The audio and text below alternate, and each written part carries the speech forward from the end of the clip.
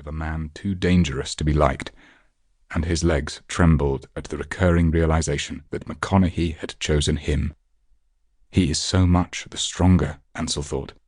He knows the country and he speaks the language. He had that thing about physical phenomena, that instinct. What does he need with me? McConaughey put his head down, swung left, and charged through the ranks of stumbling men, scattering his former comrades in every direction. One of the goons at the edge of the precipice saw him coming and, alight with fear, struggled frantically to unsling his weapon. McConaughey dived full length and, catching him in the face with the crown of his head, carried him over, both of them falling from view. Ansel ran forward, shut his eyes, and jumped after them. For a moment, all orientation was lost to him. He tumbled and spun dizzily, completely unaware of what was happening to his body, of whether he fell by the feet or the head. The wind tore at his face, forcing his eyelids apart and his mouth open. He tried to cry out, but the echoing din deafened him. He was on the point of vomiting. The next moment he was twisting and turning his trunk in a ludicrous attempt to pull his bottom out through his bound arms. He couldn't breathe. He screamed with terror. Then he hit the water with a stunning crash. He came to the surface at once, unsure he had ever been under it, and began to pump his back legs with the frantic disorder of a mutilated insect. He had no idea in which direction he was swimming. "Ansel! Ansel!" He came suddenly upright and found that he could stand. He started to cough. "Here!" McConaughey was 15 feet away. He had the goon's head trapped between his knees and was drowning him. The man thrashed about, swimming downwards. "Find the gun!" Ansel floundered towards him through the warm, brown water. "Where is it?"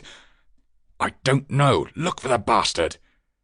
In a curious, enforced slow motion, Ansel danced about, feeling the tacky sludge with his feet, trying to find something hard in all that ooze.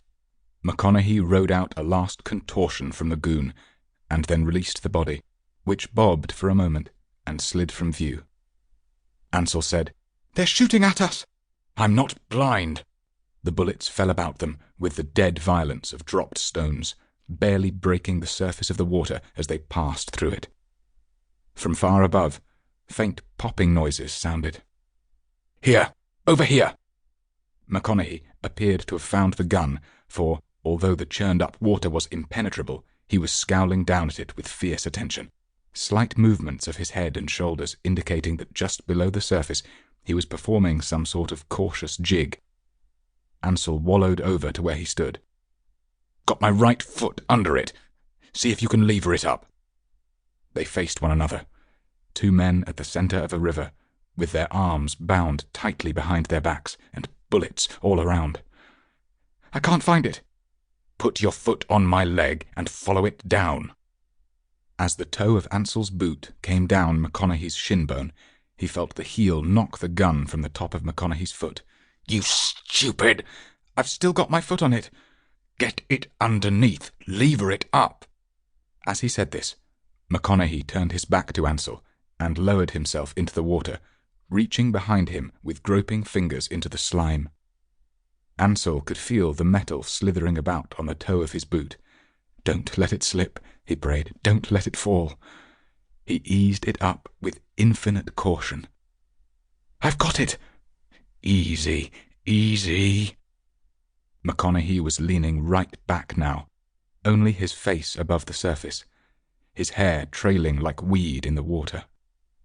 This time, it was his water-clumsy fingers that knocked the gun to the bottom again. "Oh, sweet God Almighty!" In a rage of frustration, he turned about, plunged his head down into the filth, and reappeared a moment later, the gun clamped between his teeth, his face plastered with muck and slime. This action released a vile stench which rose in bubbles to break on the air. He grunted frantically until Ansel, interpreting him, turned his back and reached behind him.